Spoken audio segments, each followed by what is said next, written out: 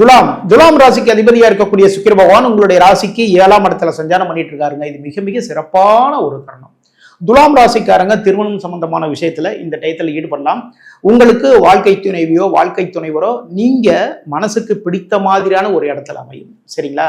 உங்களுக்கு கூட்டு தொழில லாபங்கள் அதிகரிக்கும் இந்த டயத்துல. சில நபர்கள் துலாம் ராசிக்காரங்க இந்த டயத்துல கூட்டு தொழில் ஸ்டார்ட் பண்ணலாமா அப்படிங்கிற ஒரு ஐடியா எல்லாம் வச்சிருப்பீங்க இல்லையா? இந்த டயத்துல தாராளமா கூட்டு தொழில் ஸ்டார்ட் பண்ணுங்க. எதனால அப்படின்னா 7ஆம் அதிபதி உங்களுடைய ராசிக்கு லாபஸ்தானமான 11ஆம் இடத்துல சஞ்சாரம் பண்ணிட்டு இருக்கார் செவ்வாய் பகவான். அதனால கூட்டு தொழில் பண்றவங்களுக்கு லாபங்கள் அதிகரிக்கும்.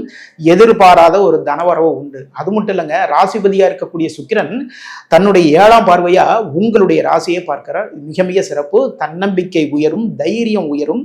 இதே நேரத்துல தொழில் பண்றவங்க வியாபாரம் பண்றவங்க எல்லாம் புதுசா சில முயற்சிகள் எடுப்பீங்க. அந்த முயற்சிகளின் மூலமாக வெற்றி வாய்ப்புகள் உங்களை தேடி வந்து கொண்டே இருக்கும். 66 கமெண்ட் பண்ணுங்க. இந்த வாரம் உங்களுக்கு சக்சஸான வாரமாக மாறும்.